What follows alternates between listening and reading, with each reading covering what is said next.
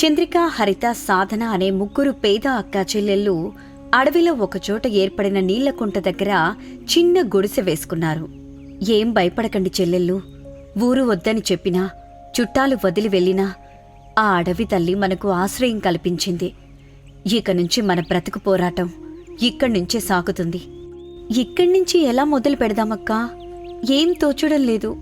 ఇది అడవి అక్కా, ఇక్కడ మనం ఎలా బ్రతుకుతాం చెప్పు? ఇంతకాలం ఊర్లో ఉన్నాం కాబట్టి వాళ్ళు వీళ్ళు కూలి పనులకు పిలిచేవాళ్ళు. నువ్వు హరితక్క వెళ్ళేవాళ్ళు, డబ్బులొచ్చేవి. ఇప్పుడు మనకు డబ్బులు ఎక్కడి నుంచి వస్తాయి? మనం ఎలా బ్రతుకుతాం? చెల్లెళ్ళు, మనమే కాదు, అందరూ ఒకటి గుర్తుపెట్టుకోవాలి. ఏ సమస్య ఎదురైనా ధైర్యం మాత్రం కోల్పోవద్దు. ధైర్యం నుంచే బ్రతుకు ఆలోచన పుడుతుంది. అదే మనల్ని బ్రతికిస్తుంది. నువ్వు చెప్పింది నిజమే పెద్దక్క. నీకు చాలా ధైర్యం ఉంది కదా. ఇప్పుడు మనం ఆ అడవిలో ఏం పనులు చేసుకుంటూ బ్రతుకుతామో చెప్పు. చెల్లి, అక్కని నిలదీస్తున్నావా? నీకంటే ముందు పుట్టిందాన్ని. నేనే ఇంతవరకు అక్కని ఏనాడు అంత గట్టిగా అడగలేదు. నువ్వు అడగలేదు కాబట్టి నేను అడుగుతున్నాను చిన్నక్క. నువ్వు నేను అక్క చెప్పింది కదా అని ఈ అడవికొచ్చి గుడిసె వేసుకుని ఉంటున్నాం. సాధన, అసలు నీ బాధేంటి? పెద్ద చెల్లి, చిన్న చెల్లి బాధ ఇంకా నీకు అర్థం కాలేదా? మన మేనత్త అని చంద్రిక చెప్పగానే హరితకి విషయం మొత్తం అర్థమైంది. పెద్ద భవంతిలో ఉన్న కొడుకు అరవింద్తో తల్లి సుభద్ర, నువ్వు చేసిందేమీ నాకు నచ్చలేదు బాబు. నీ ఆలోచన కూడా నాకు నచ్చలేదమ్మా. ఆ ముగ్గురు అక్కా చెల్లెళ్ళని ఇంటికి తీసుకొచ్చి పనివాళ్ళని చేద్దామనుకున్నావు కదా? నేను వాళ్ల మేనత్తని బాబు, పనివాళ్లుగా ఎందుకు చేస్తాను చెప్పు? అమ్మా, గట్టిగా మాట్లాడి నువ్వు నాన్న నోరు మూయించగలవేమో, నా నోరు మూయించలేవు. నీ ఆలోచన నాకు మాత్రమే కాదు, చంద్రికకి, హరితకి కూడా తెలుసు. అయినా వాళ్ళుంటున్న ఇంట్లో వాళ్ల పనులు వాళ్ళు చేసుకుంటే పనివాళ్ళెలా అవుతారు చెప్పు? అమ్మా, నువ్వు నాతో వాదించకు. నువ్వు మీ వదిన దశదిన కర్మకి వెళ్ళిన రోజు ఆ పక్కింటి పార్వతితో ఏం మాట్లాడావో నేను, చంద్రిక, హరిత ముగ్గురం విన్నాం. అప్పుడే నీ ఉద్దేశమేంటో మాకు అర్థమైంది అని అరవింద్ చెప్పగానే సుభద్ర మరొక మాట మాట్లాడలేదు.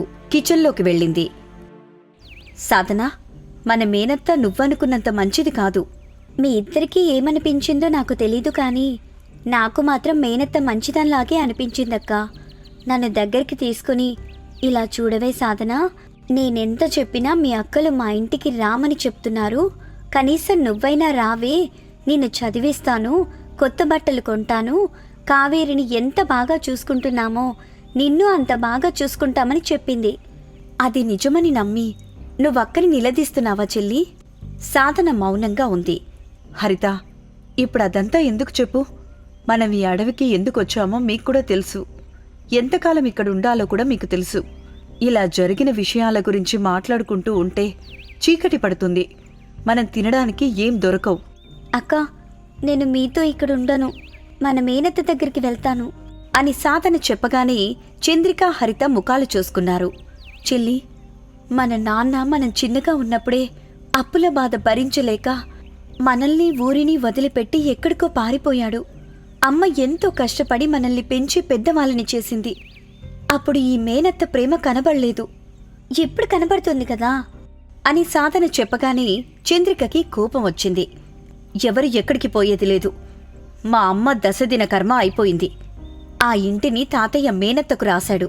అది వాళ్ళు తీసుకున్నారు. ఊరివాళ్లు మనం ఉండటానికి ఎలాంటి సహాయం చేయలేదు. ఇక్కడి నుంచి నేను కాలేజ్కి ఎలా వెళ్ళాలి? నేను తగిన ఏర్పాటు చేస్తాను చెల్లి. ఒక 2 రోజులు ఓపిక పట్టు. ఇప్పుడు నేను నీళ్ల కుంటలో చేపలు పడతాను. వాటిని వండుకొని ఈ పూట ఆకలి తీర్చుకుందాం. రేపటి నుంచి బ్రతుకు తెరువు ఏమిటన్నది ఆలోచిద్దాం అని చంద్రిక నీళ్ల కుంటలో చేపలు పడుతూ ఉంటుంది. హరిత మట్టిపోయి మీద అన్నం వండుతూ ఉంటుంది. సాధన కన్నీళ్లతో చదువుతూ ఉంటుంది. దిగులుగా కూర్చున్న మనోహర్ దగ్గరికి తండ్రి గోపయ్య వచ్చాడు. నిన్ను చక్కగా అర్థం చేసుకున్న చంద్రికను దూరం చేసుకుని ఇప్పుడిలా బాధపడితే ఏం లాభం బాబు? అయ్యో నాన్న, నేను చంద్రిక గురించి బాధపడటం లేదు. నేను నీ తండ్రిని బాబు. నా కొడుకు ఎప్పుడు ఎలా ఉంటాడో నాకు తెలీదా?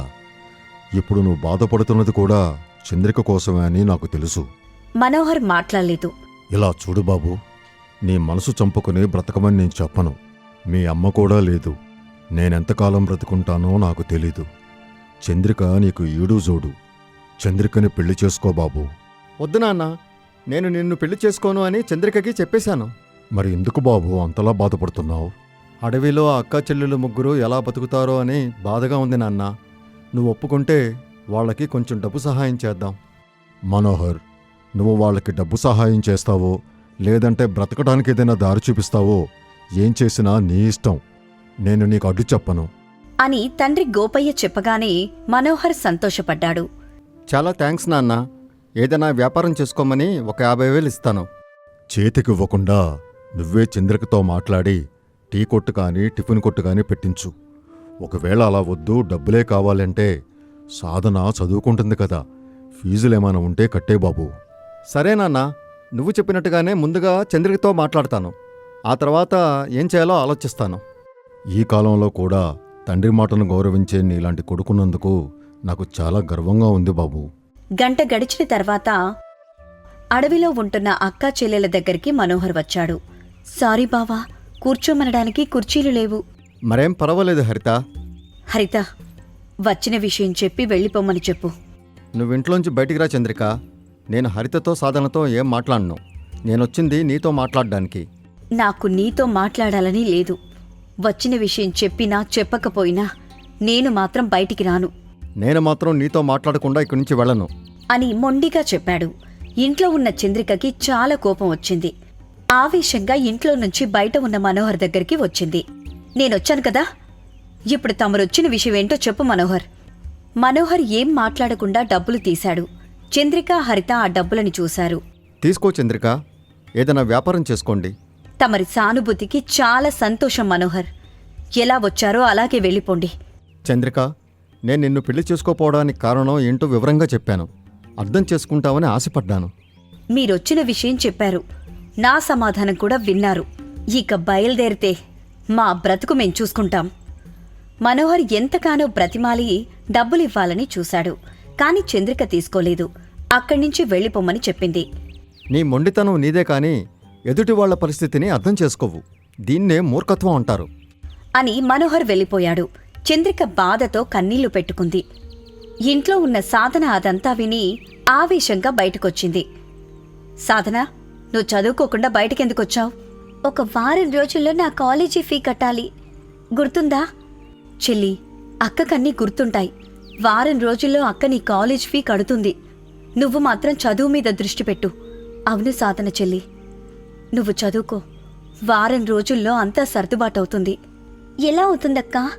మనోహర్ బావ డబ్బులిస్తే వద్దని చెప్పావు. మేనత్త ఇంటికి వెళ్దామంటే వద్దని చెప్పావు. ఇప్పుడు మనం బ్రతికేది ఎలా? నా కాలేజ్ ఫీ కట్టేది ఎలా? నేను చేపలు మార్కెట్లో అమ్ముతాను. హరిత అడవిలో దొరికే పుట్టగొడుగులను ఏరుకొచ్చి అమ్ముతుంది. ఆ డబ్బులతోనే నీ కాలేజ్ ఫీ కడతాం.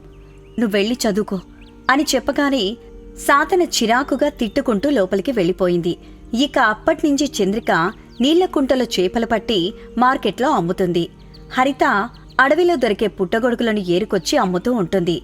అలా వచ్చిన డబ్బులతో సాధన కాలేజ్ ఫీ కట్టారు. అలా ముగ్గురు జీవిస్తుంటారు.